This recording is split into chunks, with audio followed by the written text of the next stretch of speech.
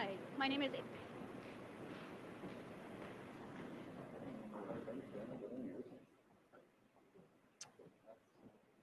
Hi, my name is Amy Fee, and I have the privilege today of representing the people of Kitchener South Hespeler.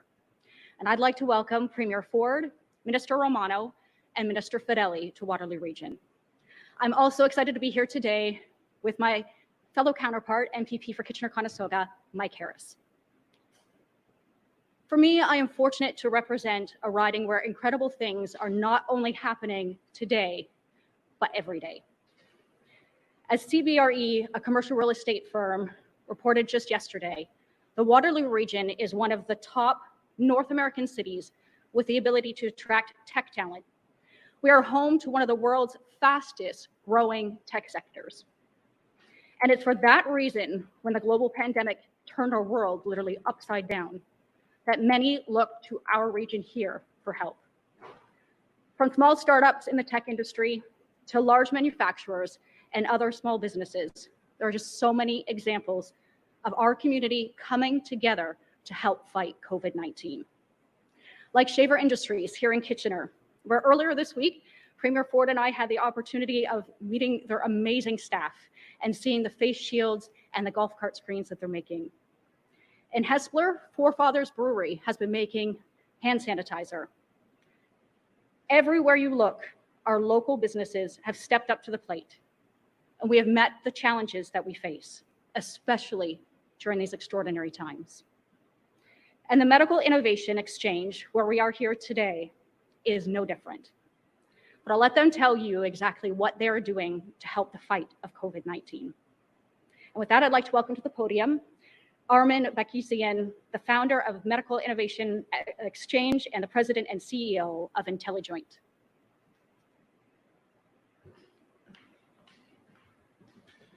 Thank you, MPP Fee. I'm really happy to be here today. Good afternoon. Thank you all for being here today. Welcome to IntelliJoint Surgical and the Medical Innovation Exchange, headquartered here in beautiful Kitchener, Ontario. My name is Armin Bakirtsian. I am the co-founder and CEO of IntelliJoint Surgical and the founder of the Medical Innovation Exchange. IntelliJoint Surgical develops and commercializes navigation solutions for total joint replacements. Our company started as a final year design project at the University of Waterloo over 10 years ago, and to date, we have helped over 15,000 patients worldwide with our IntelliJoint hip and knee products. In 2019, IntelliJoint Surgical ranked as Canada's second fastest growing tech company by Deloitte's Fast 50. It is our long-term vision to continue to grow our company here in Ontario, helping to create a thriving ecosystem of domestic medical technology companies in our province, which strengthens our economy, creates jobs, generates intellectual property or IP, stimulates research at local universities and hospitals, ultimately benefiting patients here at home and all around the world. We are so proud to call the Waterloo region and Ontario home. IntelliJoint Surgical has learned a lot in the last decade, and in 2019, we spearheaded the creation of the Medical Innovation Exchange, a non-for-profit known as MIX, with the express purpose of paying it forward to retain and accelerate the growth of our domestic medical technology ecosystem. Our innovations are rich in IP, and commercializing them in Canada is of utmost importance to us. This beautiful 30,000 square foot facility houses IntelliJoint Surgical, Penta Medical, Vena Medical, and Bloom. And MIX's growing network of domestic medtech companies are sharing knowledge to help our sector succeed here in Ontario and in Canada. We are very proud to be supporting homegrown innovation, research and development right here in Kitchener and the Waterloo region, which is why I'm very pleased to be here today with some very distinguished guests. As our economy reopens, it will become even more important to ensure we have the personal protective equipment, medical devices, and testing supplies that we need to ensure businesses can open their doors safely while ensuring our frontline healthcare workers continue to have access to the medical grade supplies they need. Like many people and businesses in Ontario, we wanted to do our part to help the fight against COVID-19. Under the Ontario Together initiative, MIX is proud to collaborate with the province and non-medical manufacturing companies actively retooling to produce these critical goods here in Ontario. Collectively, we are moving mountains and are well on our way. But we must also ensure that our innovators and businesses and the people they employ benefit directly from this Ontario-led innovation. The Ontario medical technology ecosystem must be one that develops, sustains, and retains Canadian medical technology companies and intellectual property, and establishes Ontario as a global leader in medical innovation. To that end, it is my pleasure and distinct privilege to invite Premier Ford to the podium to make a special announcement today. Thank you for your leadership, and please join me in welcoming Premier Ford. Well, thank you so much, Armin. And well, good afternoon, everyone. It's great to be here. It's great to be back in Kitchener-Waterloo. I just absolutely love the people in the KW area.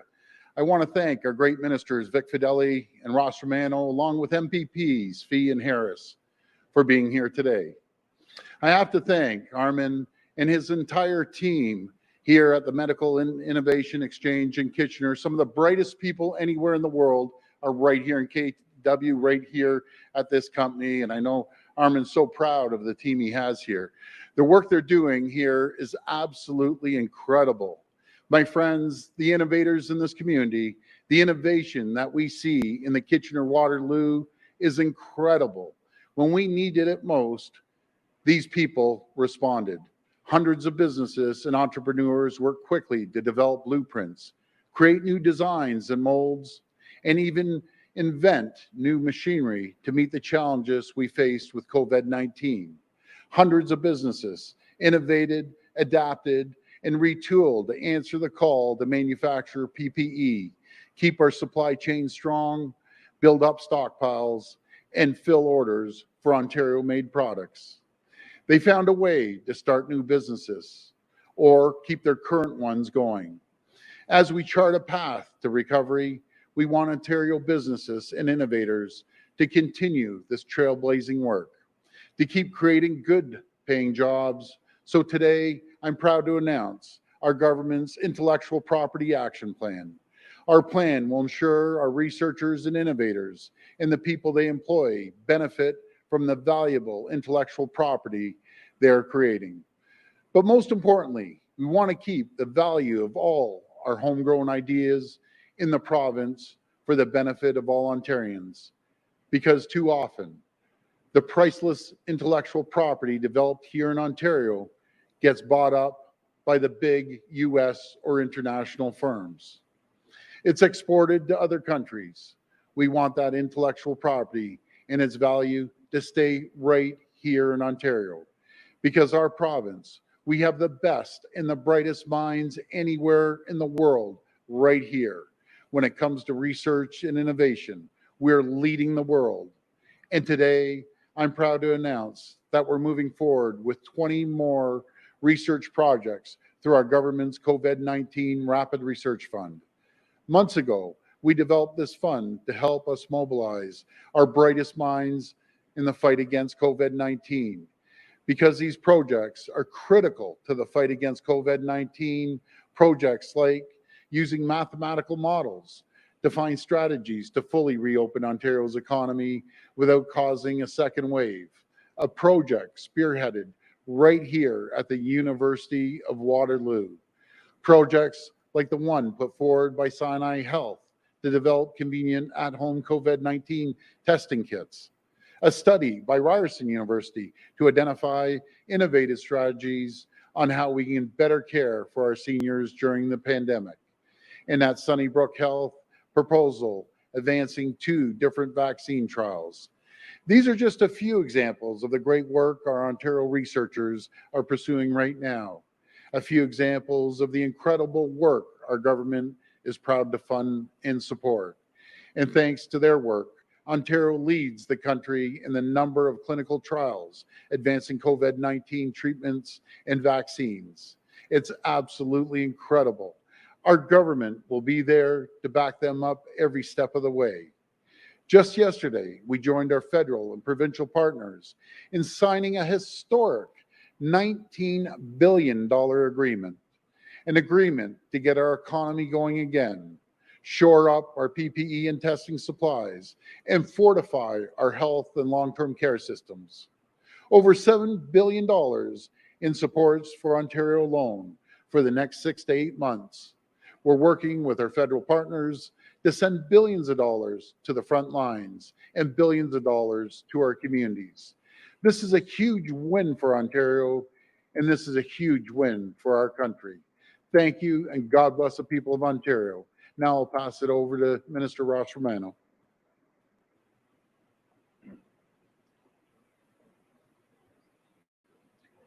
Thank you, Premier, for that introduction. I'm going to ensure everybody knows I took the water on the right. You scared me. I thought I was watching closely. Well, thank you, Premier, for that introduction.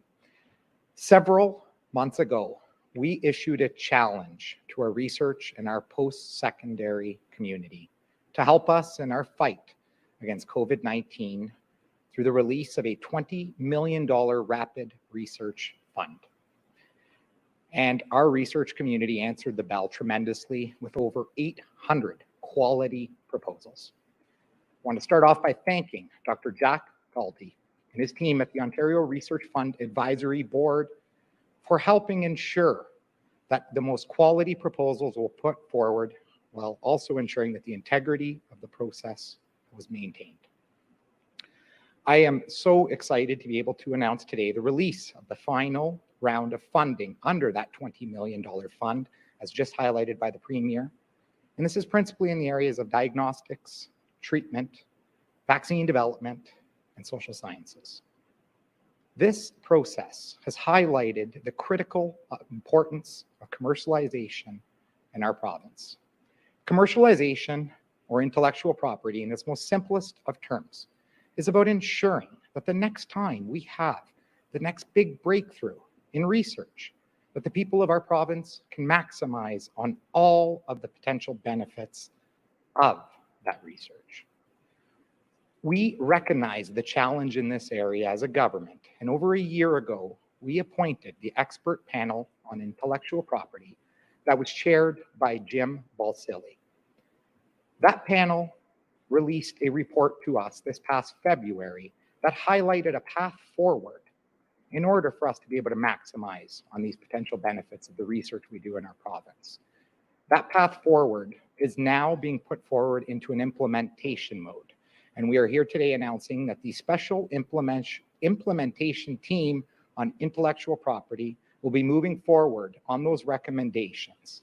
And they will ensure that never again will the people of our province fail to reap all of the benefits from the great research we do in our province that is funded by you, the people of our great province.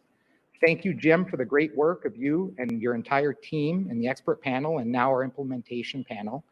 I look forward to working with you. And thank you to Minister Vic Fedeli, our Minister of Economic Development, Job Creation and Trade, my colleague in this endeavor. And we are going to be working very closely together with Jim and his group to be able to pursue this initiative for our province and ensure that we maximize on all of these great strategies to ensure that we have a Made in Ontario plan to benefit the people of our province. So now I would like to turn it over to my friend and my colleague, Minister Vic Fedeli. Thank you.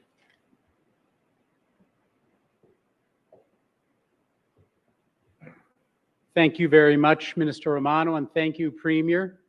Throughout this pandemic, we have all faced unprecedented challenges.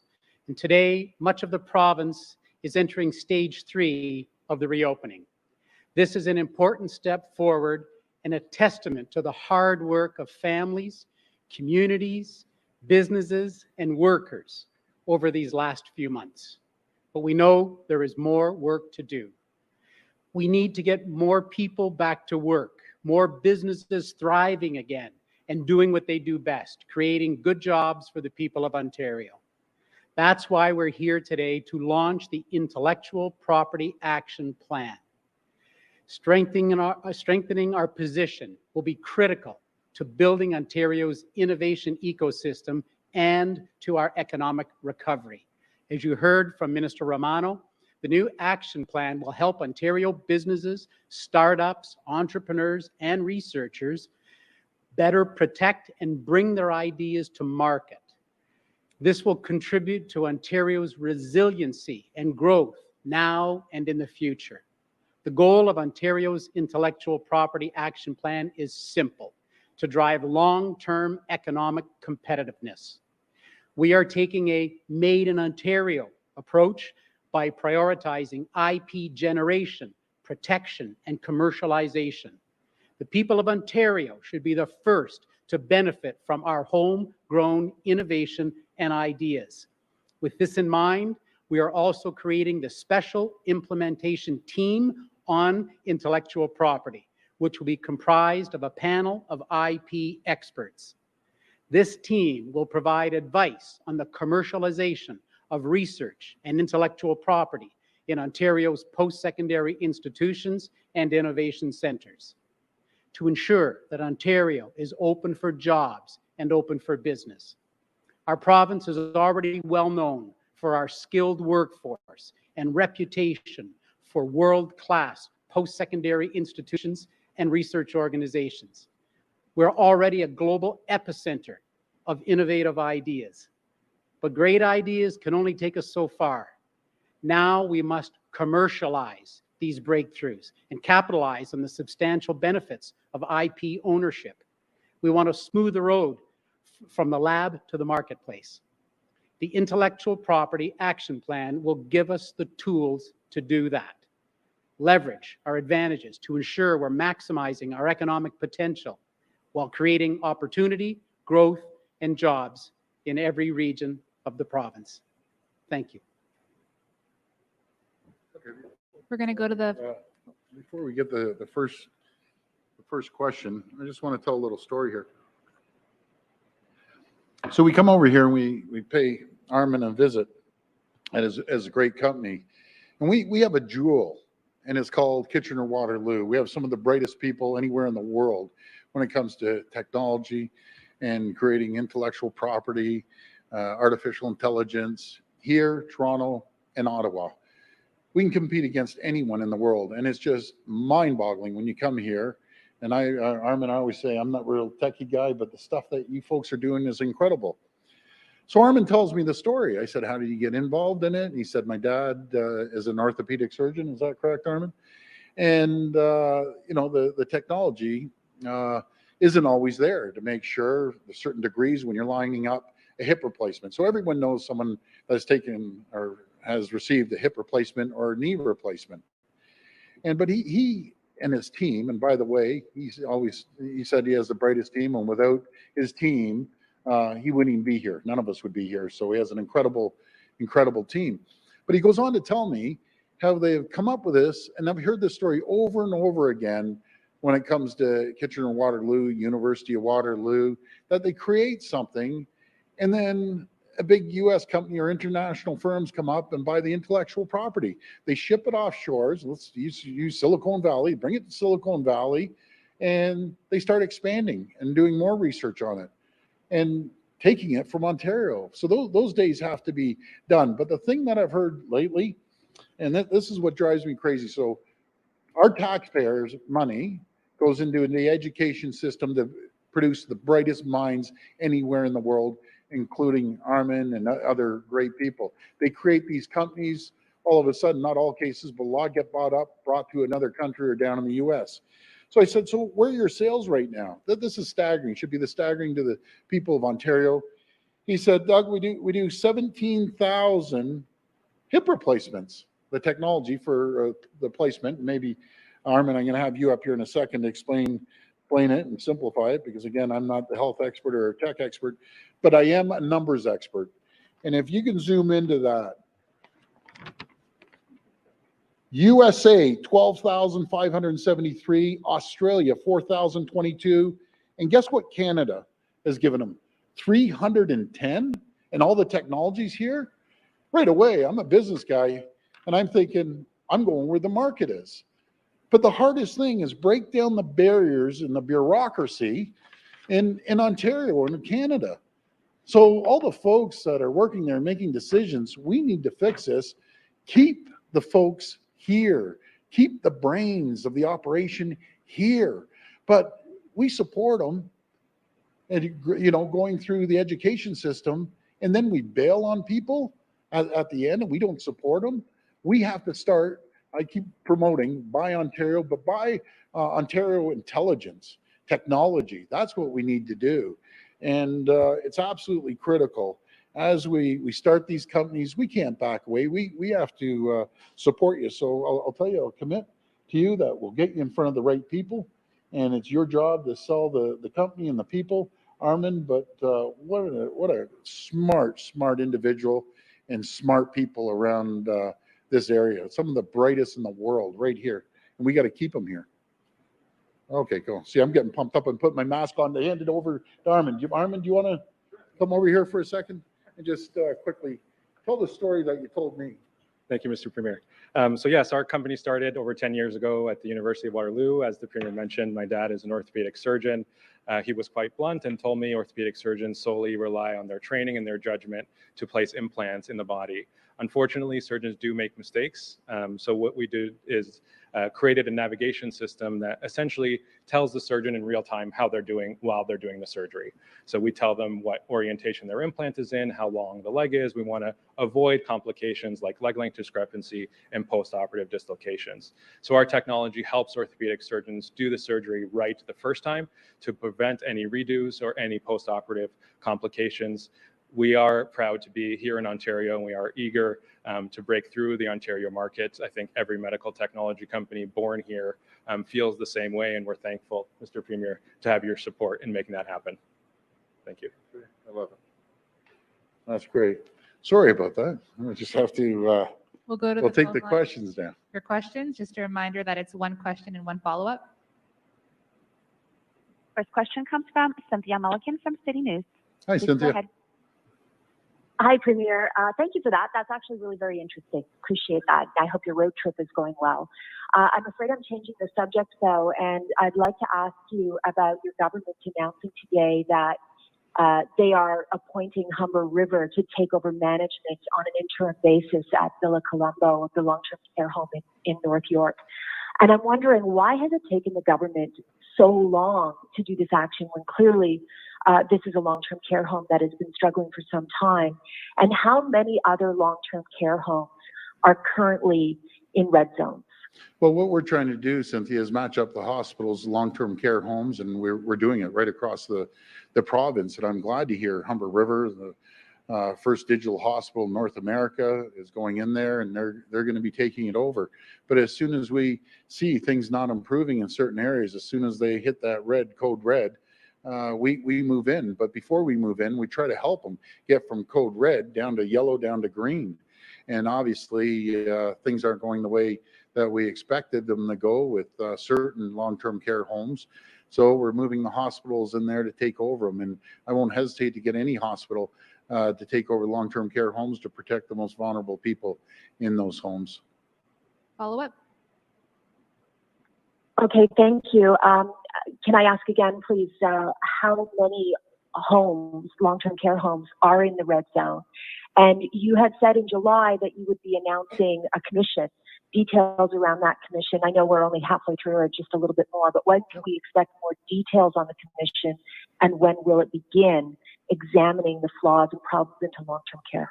So the commission is almost there. You'll be hearing about that over the next week or so. We'll be announcing the folks there, and they have a lot of credibility, I'll tell you. And I need answers just as badly as you, Cynthia, and the people want answers. To give you an exact number on code red, I just don't have that, but I promise you I'll get back to you within an hour and give you how many code reds we have right now. Next question. Next question comes from Kate Buquette from CBC Windsor. Please go ahead. Hi, Kate. Hi, it's Kate Bickert, actually from CBC Kitchener. I'm sorry. My first question, Premier, is about the province receiving the $7 billion from the federal government for recovery. When will municipalities like Region of Waterloo know how much of that funding they can expect, and will the province be matching that funding? Well, we're going to be rolling that out over the next a week. We just want to make sure all the numbers are accurate. Cross the T's, dot the I's. But it was a phenomenal deal for everyone in Canada, and especially the province of Ontario. And I just have to give a shout out to all 444 mayors that stood behind us, worked with us, called the federal government. I want to thank the federal government once again, Chrystia Freeland. She's an absolute champion. The Prime Minister, at the end of the day, at the final say, he made the say and he worked with us. So I want to thank the Prime Minister and, of course, all the premiers and Scott Moe for his great leadership. These negotiations, when you negotiate within the family, I call it, are always tough, but they worked out for everyone, and it's going to be beneficial to every municipal region. Transit, mental health, healthcare, PPE, contact tracing and tracking. So there's 8 categories, and it was just an incredible package, and that will keep us going for another 6 to 8 months. So I just want to thank everyone for all the work that they did, and it's really exciting time right now. Follow up. Yeah, thank you for that. We've also heard from staff in long-term care homes that PPE is being stockpiled. They're anticipating visitors are going to bring COVID in again. And they're expressing concerns that staffing numbers aren't high enough. How can you be sure the exact problems we saw earlier in the pandemic won't be repeated when visitors are allowed back into the homes? Well, I'll tell you, there's no one in this province that should have one problem with PPE. And if you, after, I'll get someone from our team to give you a call. There's not a message to the 626 long-term care homes. Any frontline worker, if you're stockpiling, you aren't handing out the PPE, then we're coming after you. Simple. PPE, we have more PPE suppliers than we know what to do with. I visited 3 companies that are making surgical masks. I just left Canadian Shield that are producing hundreds of thousands of these every single week. Face shields. I visited another company doing 1 million a week. So PPE should not be an issue here in Ontario any longer. We have it, and there's no reason to stockpile it. And as for the number of PSWs or other people working there, we had a working group that is going to be reporting in the next couple of weeks, and we're going to move forward. And along, I'm going to add something else in there. I've been onto this air conditioning too. We're getting assessments back from all 626 long-term care homes, and all the long-term care homes, folks. If you haven't handed in that assessment, please get it in by next Wednesday at the latest, because we want to make sure that we support you, give you funding to get rooftop air conditioning units in. Next question.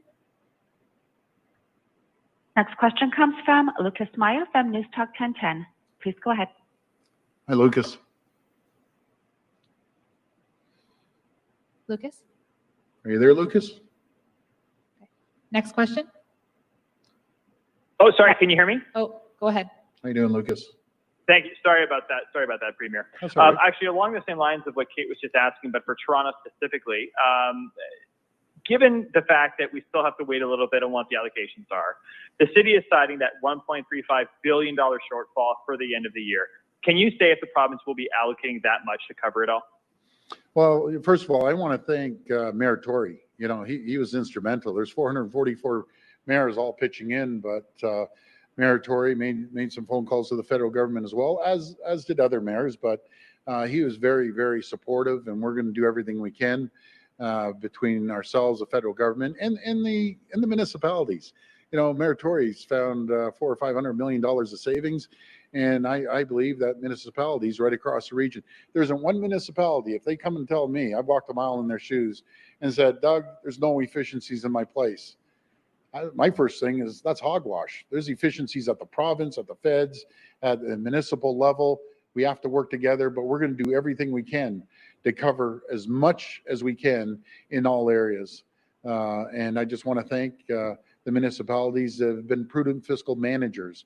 I've talked to a lot of mayors, and one mayor, I believe it was in Belleville, I hope I don't get this one wrong, I think it was Belleville, that called me up and said, Doug, we actually drove efficiencies, and we have a little bit of extra money, and we put a 0% tax increase. Now, I understand that's not the case for all regions, but we're going to be there. And the people that find efficiencies and have zero tax increase, they shouldn't be punished. They should be rewarded. They should be saying, here's the money. So we want to break it up across the province, but we'll get the money to the municipalities. Follow up. So, thank you. So that's not a guarantee. You're saying you're going to try to do everything that you can, and I recognize that. But that being said, the option that's been given out is a possible service cuts or possible tax increases. So based on the fact that the province is going to do, as you say, as much as it can, is there any reason in your mind that the City of Toronto, should see service cuts or any tax increases? Do you see any reason that that should happen? Well, I want to work with the City of Toronto. You know, they're the, you know, the big white elephant in the room out of 444, and I understand. They're, you know, right alone the transit system that is just bleeding every single day. Metrolinx, you know, they need money. Everyone needs money. We're going to split it up equally and make sure that the people that need it get the money. Without getting into details, you have no idea how hard I worked on with the municipal government and the premiers to get the funding for the municipalities and in transit. I'll tell you, it was a challenge, but we got there. And I'm proud of everyone that jumped in there and did a lot of work. And again, we'll work together. We'll get through it. We've been very collaborative with the federal government, with all the municipalities, and along with the province. And that's the reason we've been able to get to the point that we've been able to get to. And that's the reason, in my opinion, we're doing well as a province with the number of cases. And Lucas, I hate to do this, but Cynthia, if you're listening, I just got the sign. We have 3 long-term care homes in red. In my opinion, that's 3 too many, but just think how far we've come from where we were before to 3 long-term care homes. And we're on those 3 homes to make sure we get them into yellow or green. And I just want to thank the frontline healthcare workers for getting us to this point. Last question. Last question comes from Randy Rath from Stage TV. Please go ahead. Hi, Randy. Hi, Premier.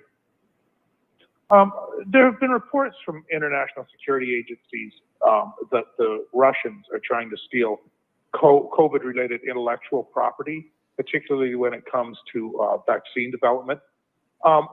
They're trying to steal it from various nations, including Canada. Have you had discussions with the federal government about this, and what is being done to try to prevent this from happening?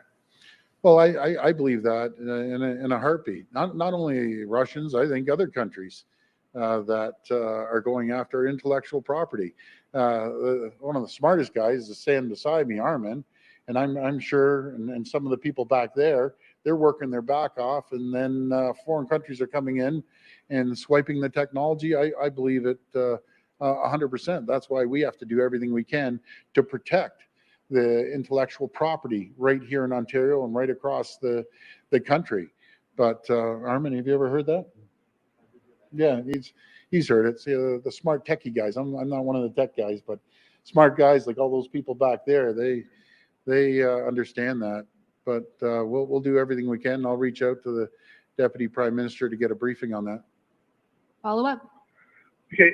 Yeah, on another issue, the Halton Board of Education has stopped developing plans for part-time school this year because they say that there's not enough daycare to allow people to send their kids to school and then get daycare for them when they're not at school part of the week, because they'd have to choose between going to work and staying home with their kids, so they wouldn't be able to have employment.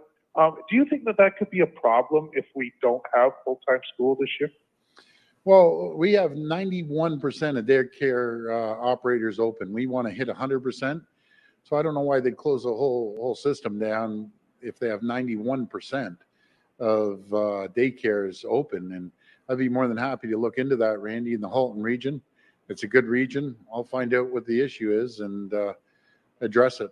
But no, you're the first person that's told me that, but I'll look into that. But again, 91% of all daycares are open, and in the next short while, we'll be up to 100%. Thank you, everyone. Thank you, everyone. All the best.